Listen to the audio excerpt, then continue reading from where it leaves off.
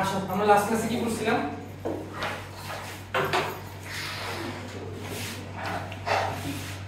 Last ক্লাসে তাপমাত্রা লেখো থার্মোমিটার। থার্মোমিটার থেকে আজকে আমরা শুরু করব।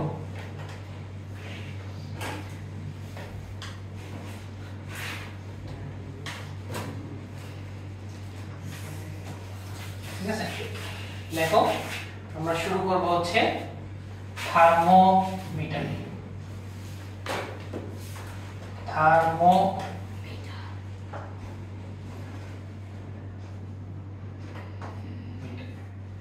থার্মোমিটার দিয়ে আমরা আজকে শুরু করব। থার্মোমিটার জিনিসটা কি? থার্মোমিটার হচ্ছে যে যন্ত্র দিয়ে আমি কোন বস্তুর তাপমাত্রা নির্ণয় করব, সেই যন্ত্রটাকে আমরা বলি হচ্ছে থার্মোমিটার। ঠিক আছে, আমরা থার্মোমিটার ইউজ করি অনেক। যে যন্ত্রের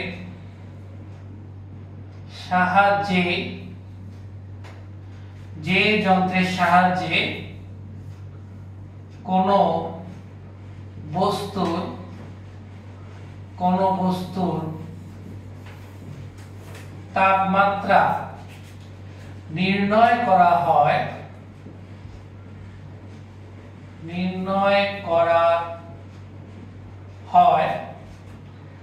তাকে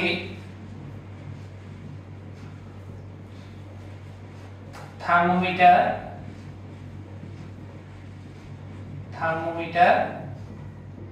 বলে। ঠিক আছে, আজকে আমাদের পুরো টপিকটাই হচ্ছে থার্মোমিটার নিয়ে। ঠিক আছে, যদি আমরা স্পেসিফিক ভাবে বলতে চাই তাহলে আমরা আজকে পুরো ক্লাস আমরা থার্মোমিটার কিভাবে আমরা তৈরি করব সেটা নিয়ে আমাদের আলোচনা।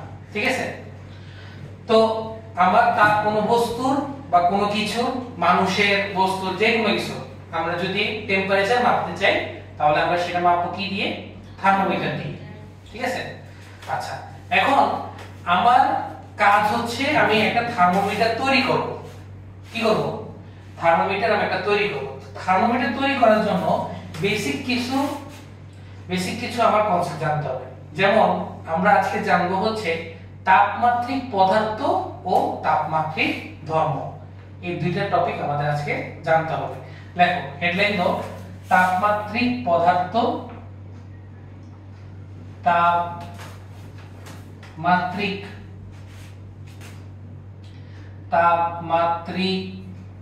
পদার্থ ও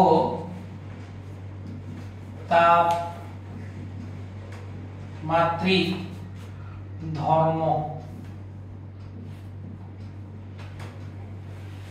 তাপমাত্রিক পদার্থ ও তাপমাত্রিক ধর্ম, এই দুইটা টপিক আমাদের আজকে জানতে হবে। ঠিক আছে, খুবই সহজ জিনিস। ভাইয়ের কথাগুলো মনোযোগ দিয়ে শোনো। মনোযোগ দিয়ে শুনলে জিনিসটা খুবই সহজে বুঝতে পারবে। আমরা গত ক্লাসে কি পড়ছিলাম? আমরা গত ক্লাসে পড়ছিলাম যে কোনো বস্তুর উপর আমি যদি তাপ প্রদান করি তাহলে কোনো বস্তুতে তাপ প্রদান করলে তার কি হয়? অণুগুলোর গতিশক্তি বৃদ্ধি পায়। গতিশক্তি বৃদ্ধি পাওয়া মানে অভ্যন্তরীণ শক্তি বৃদ্ধি পাওয়া, অভ্যন্তরীণ শক্তি বৃদ্ধি পাওয়া মানে টেম্পারেচার বৃদ্ধি পাওয়া। তার মানে হচ্ছে কোন বস্তুতে আমি যদি তাপ প্রদান করি তাহলে ওই বস্তুর তাপমাত্রা বৃদ্ধি পায়। এরই তো ফাইনাল আউটপুট কি হয়? টেম্পারেচার পরিবর্তন, তাই না? আচ্ছা, এখন আমি কোন বস্তুর মধ্যে যদি তাপমাত্রা পরিবর্তন ঘটাই তাহলে অবশ্যই বস্তুর ইন্টারনাল কিছু চেঞ্জেস আসবে আমার, অর্থাৎ বস্তুর অভ্যন্তরীণ কিছু গঠনের আমার পরিবর্তন আমার হবে। এটা আমি বলতে পারি না? কোন বস্তুর আমি যদি তাপমাত্রা পরিবর্তন ঘটাই তাহলে বস্তুর অভ্যন্তরে যে গঠন ছিল, যে স্ট্রাকচার ছিল, এই স্ট্রাকচারটা আমার পরিবর্তন হচ্ছে, তাই না? এখন আমার কোন বৈশিষ্ট্যগুলো চেঞ্জ হচ্ছে? টেম্পারেচার পরিবর্তনের কারণে কোন বৈশিষ্ট্যগুলো চেঞ্জ হচ্ছে, এই বৈশিষ্ট্যগুলোকে আমরা ওই পদার্থের ধর্ম বলতে পারি না? এবং আমরা যদি স্পেসিফিক ভাবে বলতে চাই তাহলে আমরা বলতে পারি ওই বৈশিষ্ট্যগুলো হচ্ছে আমার পদার্থের তাপমাত্রিক ধর্ম। তার মানে ভাইয়া কি বলতে চাচ্ছি? ভাইয়া বলতে চাচ্ছি যে কোনো বস্তুর তাপমাত্রার পরিবর্তন ঘটালে বস্তুর যেসব ধর্মের পরিবর্তন হয় এবং এইসব ধর্মের পরিবর্তন আমি কাজে লাগায়া যদি আমি একটা থার্মোমিটার তৈরি করতে পারি, তাহলে সেই ধর্মগুলোকে আমরা কি বলতে পারি? তাপমাত্রিক ধর্ম। কথা ক্লিয়ার? তাহলে ভাইয়ের সাথে একটু সংজ্ঞাটা দেখো। কোন বস্তুর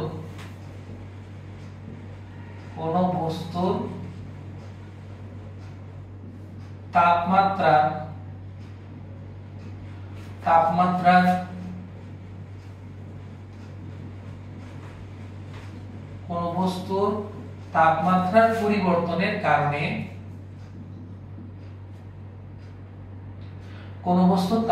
পরিবর্তনের কারণে বস্তুর যে ধর্মের পরিবর্তন হয়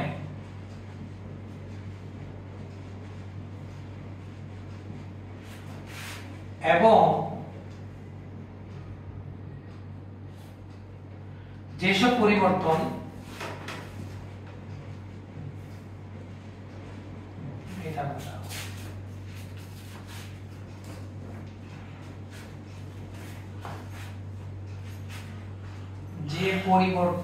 সূক্ষ্মভাবে কাজে লাগিয়ে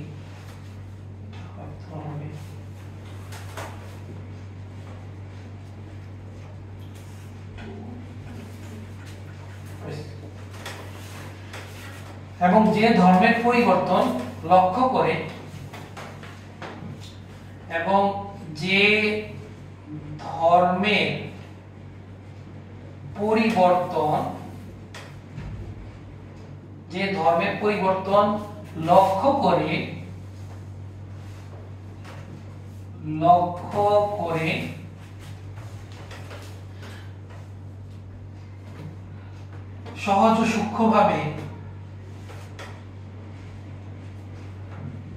সহজ ও সূক্ষ্মভাবে তাপমাত্রা নির্ণয় করা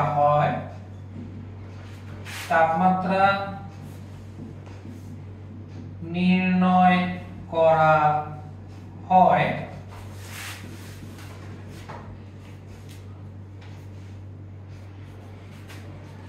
সেই ধর্মকে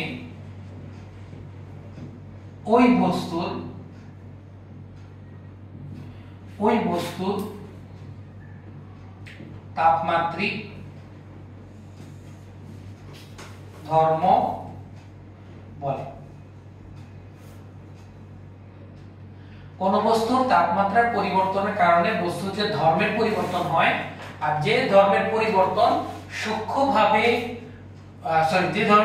লক্ষ্য করে সহজ ও সূক্ষ্মভাবে আমরা তাপমাত্রা নির্ণয় করতে পারি, সেই ধর্মকে আমরা কি বলবো? বস্তুর তাপমাত্রিক ধর্ম। তাহলে ওই পদার্থকে বা বস্তুটাকে কি বলবো আমরা? তাপমাত্রিক পদার্থ। ঠিক আছে? দেখো, যে সকল পদার্থের তাপমাত্রিক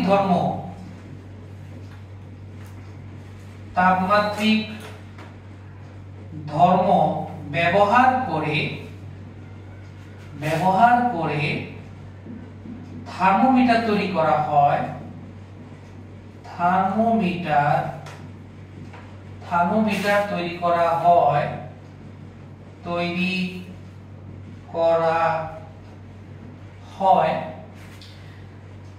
তাদেরকে তাপমাত্রিক পদার্থ বলে।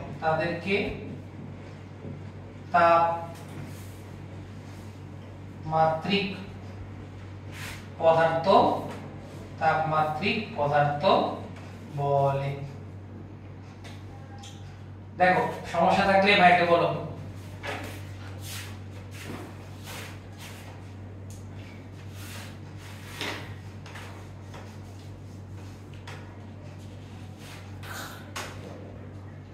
দেখো, সমস্যা থাকলে ভাইকে বলতে পারো।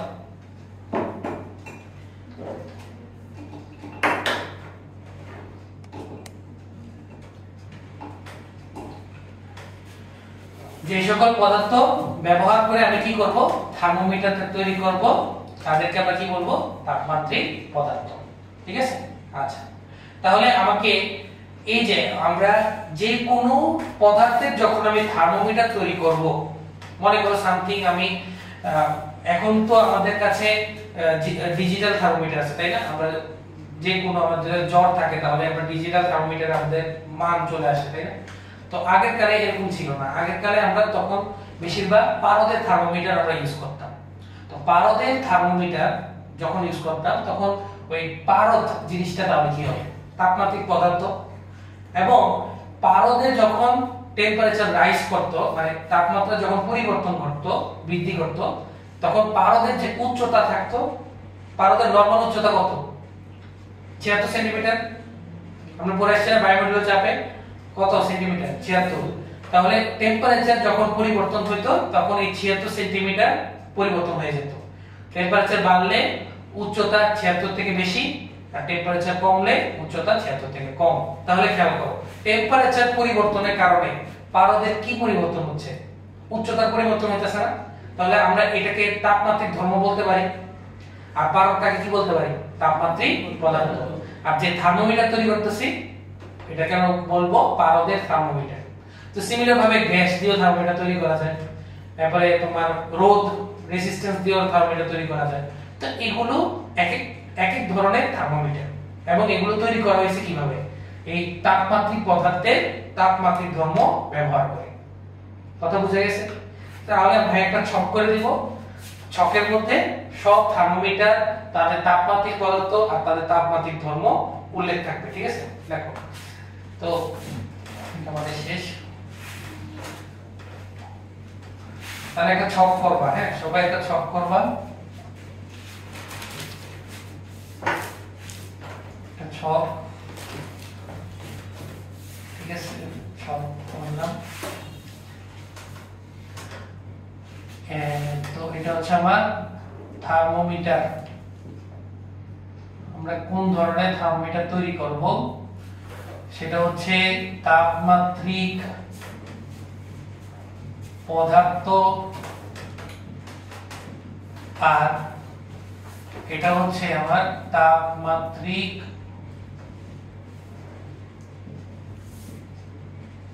ধর্ম। তো প্রথমে আমরা যেটার एग्जांपल দিছিলাম সেটা দিছিলাম পারদ থার্মোমিটার। পারদ থার্মোমিটার।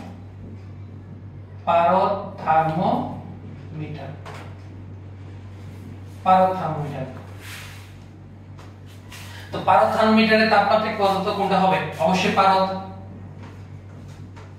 পারদ। পারদ হচ্ছে তাপমাত্রিক পদার্থ। আর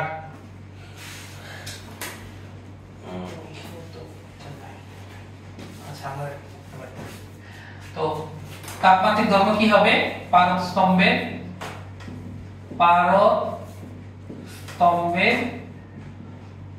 উচ্চতা, এটা হচ্ছে আমার তাপমাত্রিক ধর্ম। ঠিক আছে।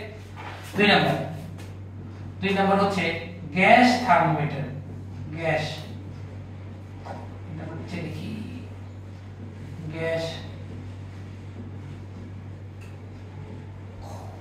থার্মোমিটার।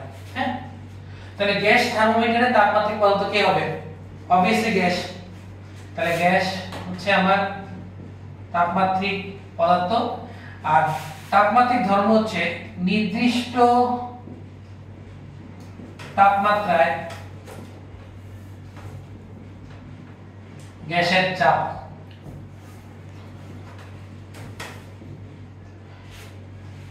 এগুলো কিন্তু তোমাদের বইয়ে আছে সবকিছু, ভাইয়া জাস্ট এটাকে সুন্দর করে ছক আকারে দেখাচ্ছি। 2 নাম্বার শেষ। 3 নাম্বার অ্যালকোহল থার্মোমিটার।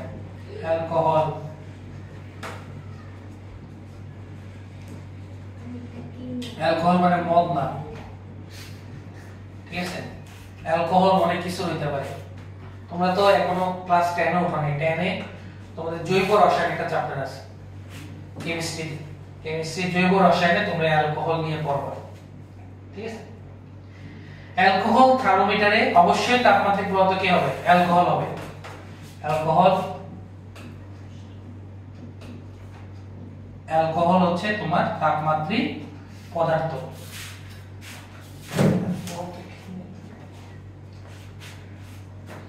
আর তোমার তাপমাত্রিক ধর্ম হচ্ছে অ্যালকোহলের প্রসারণ, অ্যালকোহলের প্রসারণ, ঠিক আছে। অথবা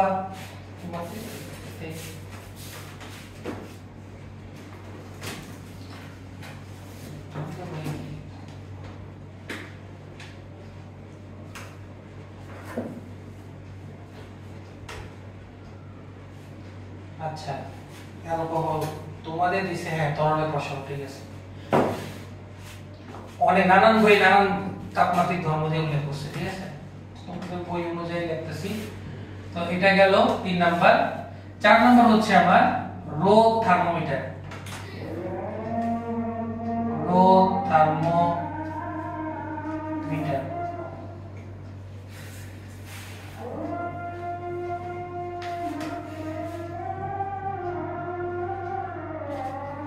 আপনাদের শেষ হবে।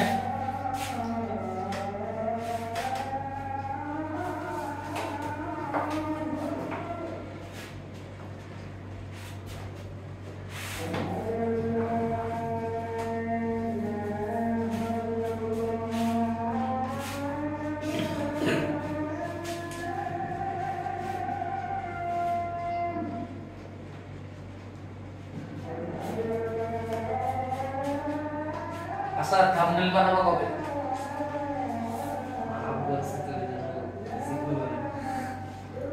বানাই এটা আলাদা প্লেলিস্টে ঢুকাই আর কি।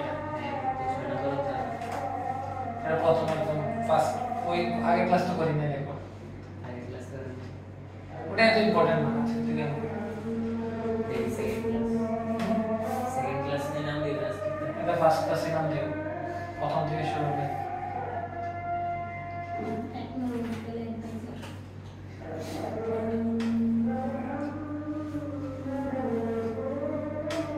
না পলায়ন ক্লাস করে তো দেখি 80 ঘন্টা ওয়াচ টাইম হচ্ছে, পলায়ন ক্লাস করে 80 ঘন্টা আচ্ছা হ্যাঁ।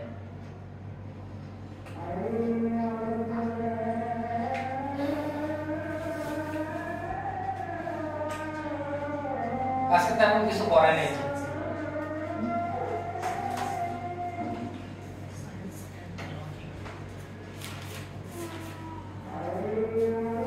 তুমি গ্রুপে অ্যাড আছো না? গ্রুপে অ্যাড করছো? এই তোমরা সবাই গ্রুপে অ্যাড আছো না? গ্রুপের মধ্যে লিংক দিয়ে দিতে হবে ক্লাসে, যে ক্লাস করাই আমরা ওই ক্লাস অ্যাড না হলে আপনি ওই অ্যাড করে দিতে করে দিতে ওই গ্রুপে দেখো।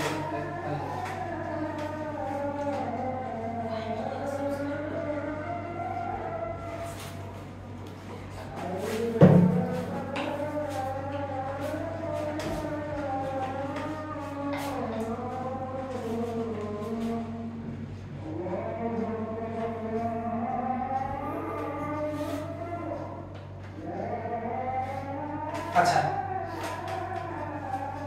তাহলে রোদ থার্মোমিটার, তাই না? তো রোদ থার্মোমিটার, রোদ জিনিসটা এখন আমরা পড়ি নেই। রোদ হচ্ছে চলতরিতের একটা কনসেপ্ট, ঠিক আছে। তোমরা যখন ক্লাস 10 এ উঠবা তখন ফিজিক্সে চলতরিত একটা চ্যাপ্টার আছে, ওই চলতরিতে একটা চ্যাপ্টারের একটা অংশ হচ্ছে রোদ। রোদ মানে বাংলা কথায় হচ্ছে বাধা। তড়িৎ প্রবাহে যে বাধা তৈরি হয় ওই বাধাটাকে আমরা বলেছি রোদ। তড়িৎ প্রবাহ তো বুঝি কারেন্ট ফ্লো হয় যেটা, ওই কারেন্ট ফ্লোতে যে আমার বাধা তৈরি হবে সেই বাধাটাকে আমরা কি বলি? রোধ। এবং এই রোধ দিয়ে আমরা একটা থার্মোমিটার তৈরি করতে পারি, যেখানে তাপমাত্রিক পদার্থ হবে রোদের তার, অর্থাৎ ওয়্যার আর ইলেকট্রিক ওয়্যার যেগুলো, এগুলো হচ্ছে রোদের তার। আর তাপমাত্রিক ধর্ম হিসেবে কাজ করবে হচ্ছে রোধ বা রেজিস্ট্যান্স।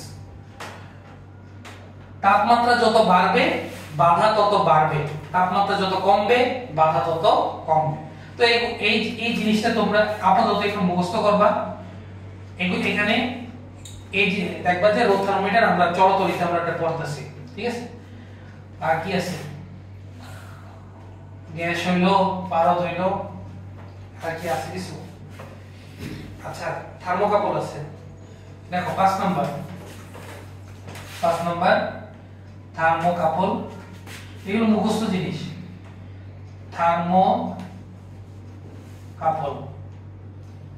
থার্মোকাপলে তোমার তাপমাত্রিক পদার্থ দিছে দুটি ধাতব পদার্থ যুগল, অর্থাৎ দুটি ধাতব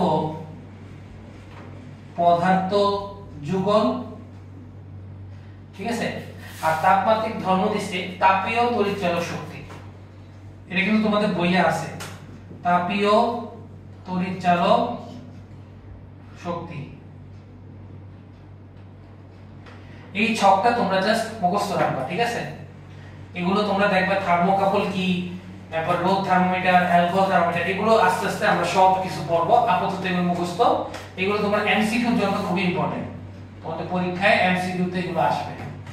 যেমন তোমাকে বলবে যে থার্মোকাপলে তাপমাত্রিক ধর্ম কোনটি, তো অনেক কিছু অপশনের মধ্যে आंसर হবে তড়িৎচালক শক্তি, ঠিক আছে। তো এই ছকটা আমরা মুখস্থ রাখবো, কথা ক্লিয়ার? আচ্ছা এবার আমরা কি করতে যাচ্ছি, আমরা এগুলো আসলে পড়তেছি কেন, উদ্দেশ্য কি? আমরা একটা থার্মোমিটার তৈরি করব, তাই না? তাহলে আমাদের নেক্সট টপিক হবে থার্মোমিটার তৈরির প্রক্রিয়া। বুঝি না, হ্যাঁ বুঝি নাই, এগুলো দেওয়া আছে কিন্তু এগুলো মানে বাংলা কথায় লেখা নেই, ছক আকারে লেখা নেই আর কি। তো আমি ছক আকারে লিখে দিছি যাতে তোমাদের মুখস্থ করতে ইজি হয়। লেখো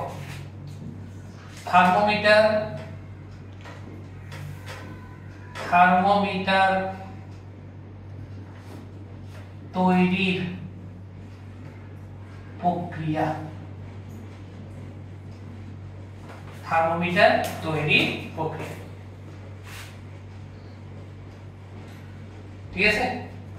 থার্মোমিটারকে আমরা কয় ভাবে তৈরি করতে পারি? মেইনলি থার্মোমিটারকে দুই ভাবে তৈরি করা যায়। কয় ভাবে তৈরি করা যায়? দুই ভাবে। থার্মোমিটারকে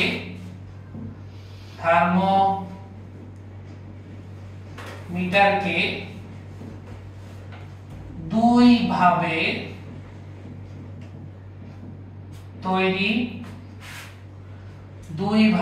তৈরি করা যায়।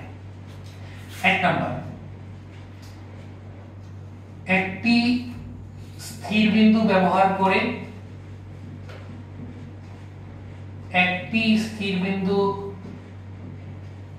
ব্যবহার করে, আর নাম্বার 2 হচ্ছে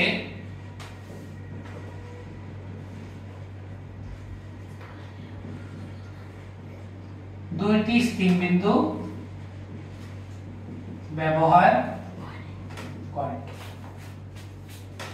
একটি স্থির বিন্দু ব্যবহার করে আর দুইটি স্থির বিন্দু ব্যবহার করে। এখন ভাইয়া বলতে পারো যে স্থির বিন্দু আবার জিনিসটা কি, তাই না? স্থির বিন্দু জিনিসটা কি? আর মনে রাখবা এই দুইটা টপিকের মধ্যে, মানে দুইটা প্রসেসের মধ্যে এই 2 নাম্বারটা বেশি ইম্পর্টেন্ট। এটা স্টার মধ্যে রাখো 2 নাম্বারটা, এটা বেশি ইম্পর্টেন্ট এবং তোমাদের লেভেলে এই মানে এই 2 নাম্বারটা নিয়ে আলোচনা হয়। 1 নাম্বারটা নিয়ে এত আলোচনা হয় না, এটা তোমার মানে ইন্টারমিডিয়েটে তোমার পাবা এটা, ঠিক আছে। আমরা 2 নাম্বারটা নিয়ে বেশি আলোচনা করব। মেইন কথা, স্থির বিন্দুটা আসলে কি? স্থির বিন্দু হচ্ছে এই যে আমি থার্মোমিটার তৈরি করব, যে থার্মোমিটার তৈরি করব, এই থার্মোমিটার তৈরি করার জন্য দুইটা বিন্দুকে অথবা একটা বিন্দুকে আমরা ফিক্স ধরে নিতে হবে, স্থির ধরে নিতে হবে, এবং যেটা অপরিবর্তনীয়, মানে যেটা পরিবর্তন করা যাবে না, ঠিক আছে। ওই বিন্দুটাকে আমরা বলতেছি হচ্ছে স্থির বিন্দু বা ফিক্সড পয়েন্ট। যে পয়েন্টটা কি থাকবে? ফিক্স থাকবে, ঠিক আছে। তো লেখো সবাই সংজ্ঞা, স্থির বিন্দুর সংজ্ঞা লেখো, স্থির বিন্দু, ঠিক আছে। স্থির বিন্দু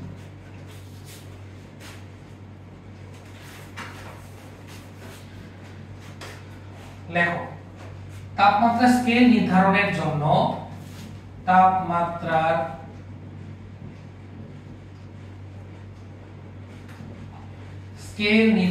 জন্য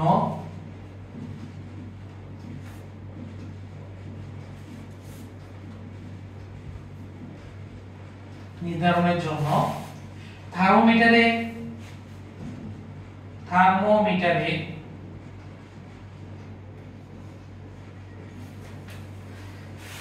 দুটি বিশেষ বিন্দু নির্দিষ্ট করা হয়।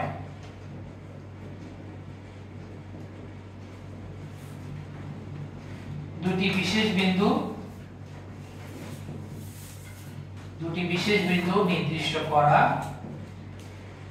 নির্দিষ্ট করা হয়, ঠিক আছে। এদেরকে স্থির বিন্দু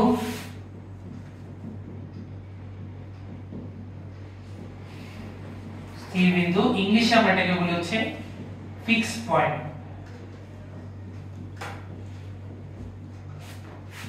স্থির বিন্দু বা ফিক্স পয়েন্ট বলে, ঠিক আছে। তাপমাত্রা স্কেল নির্ধারণের জন্য আমরা ফিক্সড দুইটা পয়েন্ট ধরে নিব, এটাকে আমরা বলবো হচ্ছে স্থির বিন্দু। আমরা কোনটা নিয়ে আলোচনা করব, 1 নম্বর না 2 নম্বর? 2 নম্বর নিয়ে আলোচনা করব। তো 2 নম্বরে দুইটা স্থির বিন্দু আছে। একটা স্থির বিন্দু হচ্ছে যে তাপমাত্রায় বরফ গলতে শুরু করে। কোন টেম্পারেচার বরফ গলে বলো তো? গলনাঙ্কের টেম্পারেচার কত? মানে বিশুদ্ধ বরফ যে তাপমাত্রায় গলতে শুরু করে, অর্থাৎ সেলসিয়াসে বললে ওটা হচ্ছে 0 ডিগ্রি সেলসিয়াস, তাই না? এটাকে আমরা বলবো হচ্ছে নিম্ন স্থির বিন্দু। আর যে টেম্পারেচারে পানি ফুটতে শুরু করে, অর্থাৎ 100 ডিগ্রি সেলসিয়াস, সেটাকে আমরা বলবো হচ্ছে ঊর্ধ্ব স্থির বিন্দু। তাহলে একটা হচ্ছে 0 ডিগ্রি সেলসিয়াস, আমরা সেলসিয়াস স্কেলে বলতাছি, ঠিক আছে, 0 ডিগ্রি, আর একটা হচ্ছে 100 ডিগ্রি। তো এই দুইটা বিন্দুকে আমরা কি করে নেব?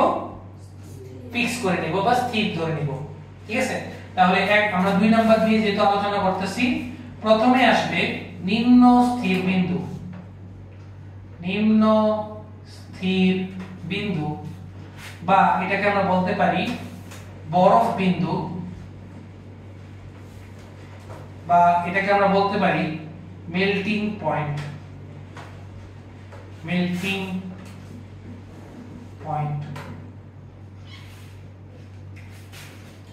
নিম্ন স্থির বিন্দু বা বরফ বিন্দু বা মেল্টিং পয়েন্ট, ঠিক আছে।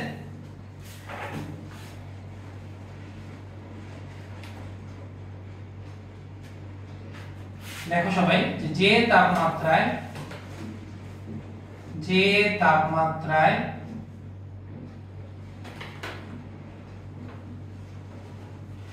প্রমাণ চাপে বিশুদ্ধ বরফ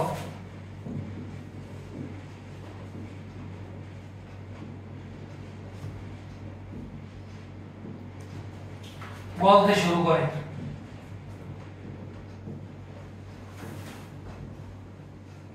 যে তাপমাত্রায় প্রমাণ চাপে বিশুদ্ধ বরফ গলতে শুরু করে,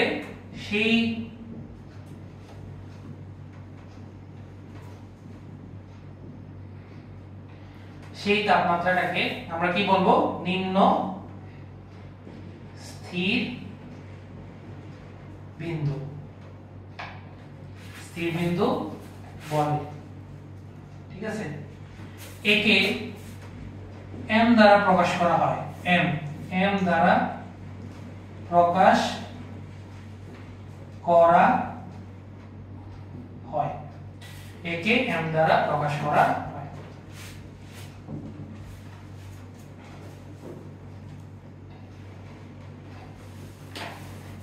ঠিক আছে, তাহলে এটা গেল নিম্ন স্থির বিন্দু। আর ঊর্ধ্ব স্থির বিন্দু তাহলে কি হবে? যে তাপমাত্রায় পানি ফুটতে শুরু করে, তাই না? তো মুছে দেই পরে রিয়াটা।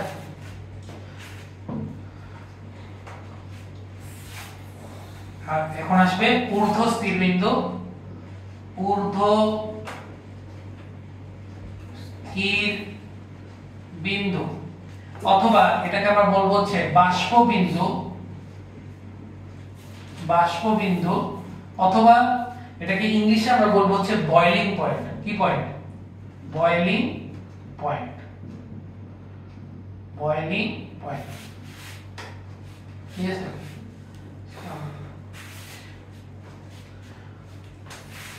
তাহলে এটা সংখ্যা কি হবে? এটা সংখ্যা হবে যে একই সংখ্যা যে তাপমাত্রায় প্রমাণ চাপ মানে কি বলছিলাম বলতো? বায়ুমণ্ডলীয় চাপ, 1 atm প্রেসার। প্রমাণ চাপে পানি ফুটতে শুরু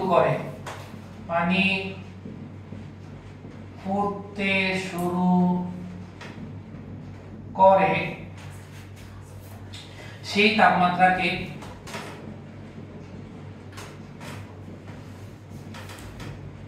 তাপমাত্রাকে আমরা ঊর্ধ্ব স্থির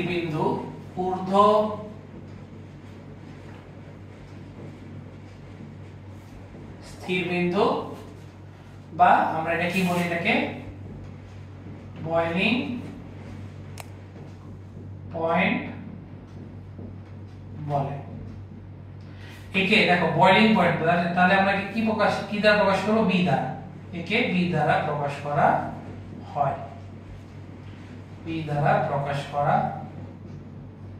হয়, কেউ না বুঝলে বলো। নিম্ন স্থির বিন্দু, ঊর্ধ্ব স্থির বিন্দু, ঠিক আছে? একটা মেল্টিং পয়েন্ট, একটা বয়লিং পয়েন্ট, খুবই ইম্পর্টেন্ট, ঠিক আছে? এগুলো আমরা একটু মনে রাখতে হবে জিনিসপাতি। যখন আমরা এগুলো দিয়ে ম্যাথ করব তখন দেখবা যে এগুলো অনেক কাজে আসবে জিনিস, ঠিক আছে? তাহলে মেল্টিং পয়েন্ট হলো, বয়লিং পয়েন্ট হলো, ঠিক আছে? আজকে লাস্ট টপিক দেখো, মৌলিক ব্যবধান। আজকে শেষ, আজকে বেশি পড়ে নেই। মৌলিক ব্যবধান,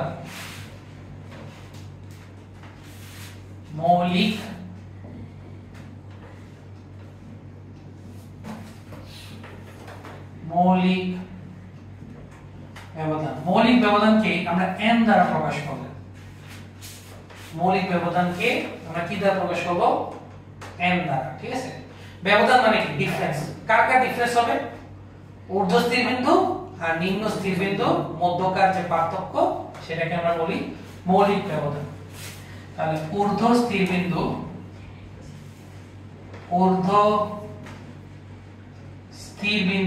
ও নিম্ন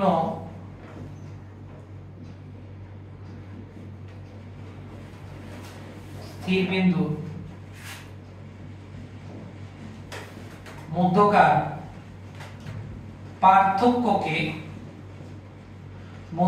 পার্থক্যকে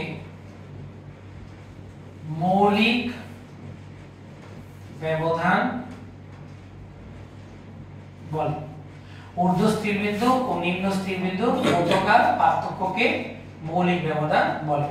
অর্থাৎ আমার সূত্রটা কি হবে? অর্থাৎ মৌলিক ব্যবধানের সূত্রটা হচ্ছে ঊর্ধ্ব স্থির বিন্দু থেকে আমরা মাইনাস করব নিম্ন স্থির বিন্দু। তাহলে ঊর্ধ্ব স্থির বিন্দু থেকে নিম্ন স্থির বিন্দু আমার মাইনাস। তাহলে মৌলিক ব্যবধান হচ্ছে আমার কত? n। ঊর্ধ্ব স্থির বিন্দুকে আমরা প্রকাশ করছি b দ্বারা আর নিম্ন স্থির বিন্দুকে আমরা প্রকাশ করছি m দ্বারা। তাহলে n = b - m।